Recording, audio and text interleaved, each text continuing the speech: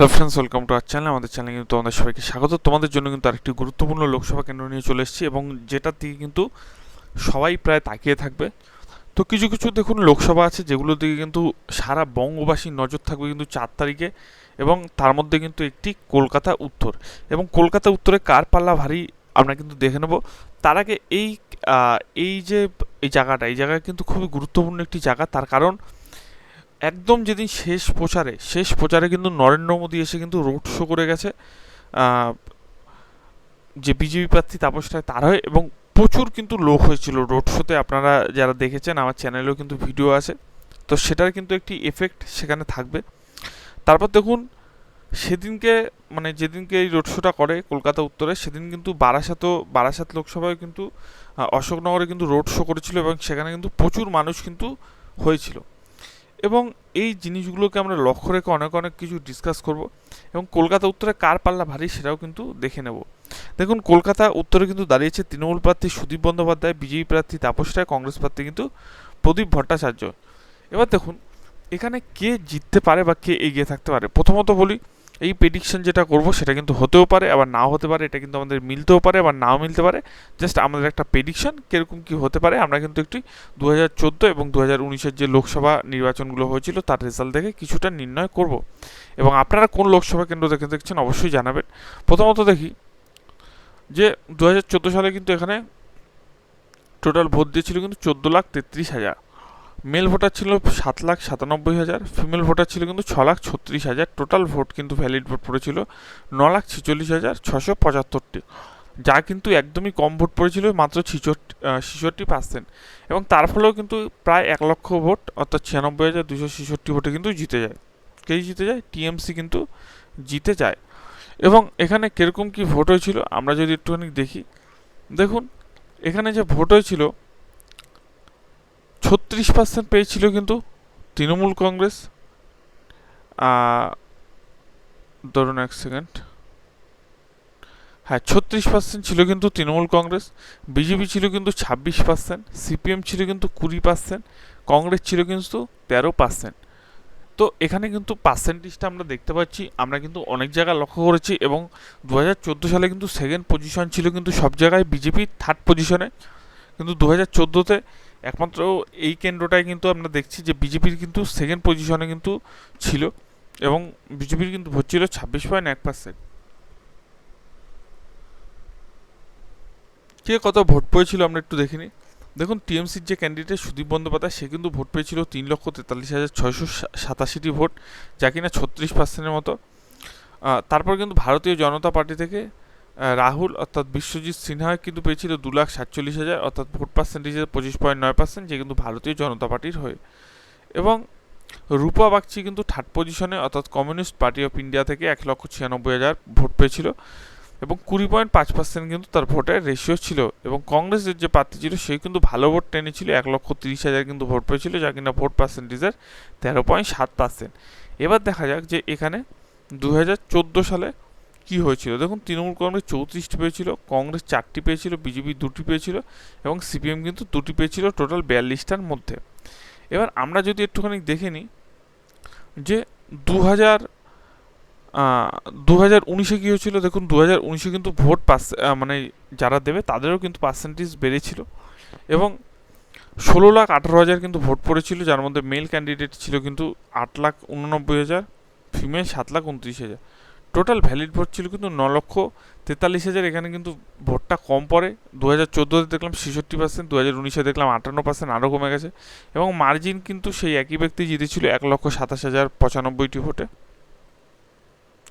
এবং আমরা যদি পার্সেন্টেজের নিরিখে দেখি, দেখুন 2019 সালে কিন্তু টিএমসি নিজেদের ভোট কিন্তু প্রচুর বাড়িয়েছিল, অর্থাৎ 2019 সালে ছিল কিন্তু ভোট পার্সেন্টেজ ছিল কিন্তু তৃণমূলের 36%। ঠিক আছে, সেখান থেকে কিন্তু 36%-এর থেকে কিন্তু চলে এসছে কত পার্সেন্ট, চলে এসছে কিন্তু 50%। 36% থেকে কিন্তু 50%, অর্থাৎ ভোট কিন্তু বেড়েছে। এবং সেকেন্ড পজিশনে কিন্তু ছিল বিজেপি কিন্তু 3,47,000 অর্থাৎ 36.59% কিন্তু হয়েছিল। এবং সিপিএম কিন্তু 3 নম্বরে ছিল, এবং তার কিন্তু পার্সেন্টেজ 7.78 কিন্তু ছিল 2019 সালে। এবং বিজেপির কিন্তু দেখুন 36.59% কিন্তু ছিল। এবং বিজেপির কিন্তু এখানে কত ছিল 2014 সালে 25%, 25 থেকে কিন্তু সোজা 36-এ গেছে। এবং সিপিএমের ভোট কিন্তু 20% থেকে কিন্তু আরও কমে গেছে, এবং আরও কমে কিন্তু 7%-এ চলে গেছে। অর্থাৎ আমরা এখান থেকে ধরতে পারি সিপিএমের বহু ভোট তৃণমূল এবং বিজেপিতে কিন্তু গেছে। এবার আমরা যদি একটু জানতে চাই, দেখুন কংগ্রেসের ভোট, এখানে কংগ্রেস দিয়ে কিন্তু 26,000 ভোট। অর্থাৎ কংগ্রেসের ভোট কিন্তু কিছু গেছে তৃণমূলে আর কিছু কিন্তু গেছে বিজেপিতে। কেন বললাম, দেখুন এখানে কিন্তু 2019-এ 26,000 ভোট কংগ্রেসের, এবং 2014-তে দেখুন কংগ্রেসের ভোট 1,30,000। অর্থাৎ বুঝতেই পারছেন কংগ্রেসের বহু ভোট কিন্তু কাটাকুটি হয়েছে। এখন ব্যাপারটা হচ্ছে গিয়ে যে কাটাকুটিটা যদি হয়, দেখুন কাটাকুটি এমন একটা জিনিস, ভোট কাটাকাটি, যে ভোট কাটাকাটির জন্য কিন্তু অনেক ক্যান্ডিডেট হেরে যায়, আবার অনেক ক্যান্ডিডেট জিতে যায়। আমরা যেমন বহুদিন ধরে কিন্তু আমরা এই পরীক্ষা নিরীক্ষাকে জ্বালাচ্ছি, আমরা কিন্তু একটা জিনিস লক্ষ্য করছি, আর আমার চ্যানেলের সাথে যারা আছেন তারাও লক্ষ্য করবেন, দেখবেন কি তৃণমূল কিন্তু বেশিরভাগ জায়গায় কিন্তু তৃণমূলের কিন্তু ভোট কমেনি, ভোট কিন্তু উল্টে বেড়েছে। আসল যেটা হয়েছে বিজেপি জেতার জন্য, যে সিপিএম এর ভোট কিন্তু বিজেপিতে গিয়ে পড়েছে, ঠিক আছে, সিপিএম এর বহু জায়গার ভোট কিন্তু বিজেপিতে গিয়ে পড়েছে, এবং বিজেপি কিন্তু তার জন্য উঠে গেছে। কিন্তু এখানে কিন্তু একটা খুব ভালো বিষয় আছে। ভালো বিষয়টা কি, দেখুন এখানে অনেক জায়গা আছে, ঠিক আছে, বারবার বলছি এখানে অনেক জায়গা আছে, যেই সব জায়গাতে, এখানে অনেক জায়গা আছে যেই সব জায়গাতে কিন্তু ভোট পার্সেন্টেজ, অর্থাৎ ভোট পার্সেন্টেজ বলতে ভোট যে কাটাকুটিটা, এই কাটাকুটি যদি বন্ধ হয় তাহলে কিন্তু টিএমসি সব জায়গায় কিন্তু এগিয়ে যেতে পারে, ঠিক আছে। অর্থাৎ 2019-এও কিন্তু পারত, কিন্তু সিপিএমের কিন্তু বহু ভোট বিজেপিতে এসছে।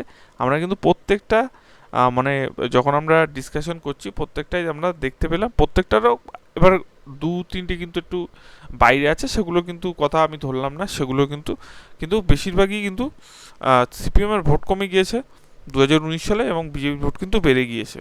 এবং তৃণমূল যেটা বলছিলাম, তৃণমূল কিন্তু নিজেদের ভোট নিজেরা কিন্তু ধরেছে। এবার দেখুন কিছু কি হবে, অর্থাৎ এখান থেকে এগিয়ে থাকবে কে। প্রথমত আমরা বলিনি, আগের দিন যেরকম মোদির সভায় যেরকম লোক দেখলাম তাপস রায়ের হয়ে, এবং দুই দিকে কিন্তু স্বতঃস্ফূর্তভাবে মানুষের কিন্তু দেখলাম।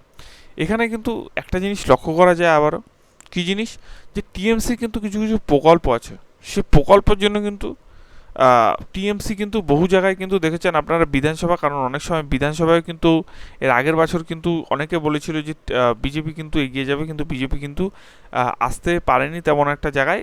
বেশিরভাগ জায়গায় কিন্তু টিএমসি কিন্তু প্রচুর পরিমাণ ভোটে কিন্তু জিতে গেছে। এখন কথা হচ্ছে গিয়ে এই ক্যান্ডিডেট এই জায়গাতে কে এগিয়ে থাকবে। দেখুন এই জায়গায় যদি আমি গত 2 বছর অর্থাৎ 2014-2019-এর নিরিখে ধরি, তাহলে কিন্তু হবে না, কারণ অনেক সময় চেঞ্জ হয়েছে, অনেক পার্টির অনেক রকম ভালো কাজ যেমন করেছে তেমন স্ক্যামও ধরা পড়েছে। সেই ক্ষেত্রে আমরা এই কেন্দ্র থেকে কিন্তু যেরকম দেখছি তৃণমূলের ভোট কিন্তু তৃণমূল ধরে রেখেছে।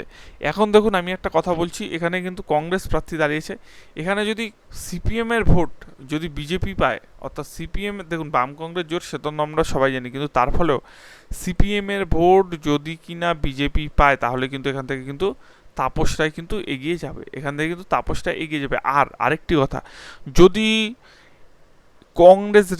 কংগ্রেসকে সিপিএমরা ভোট দেয়, অর্থাৎ যেহেতু জোট এটা, ঠিক আছে, যদি ভোট হয়, অর্থাৎ যদি কাটাকুটি হয়, ভোট দেখুনগুলো এখান থেকে ওদিকে কাটলো, ওদিক দিয়ে ওদিকে কাটলো, কারণ অনেক সময় কি হয় যে সিপিএমের অনেকে কিন্তু বিজেপিতে ভোট দেয়, ঠিক আছে, অর্থাৎ ভোট কাটাকুটির খেলা যেটা হয় সেরকম যদি হয়, তাহলে কিন্তু তৃণমূল কিন্তু এগিয়ে যাবে।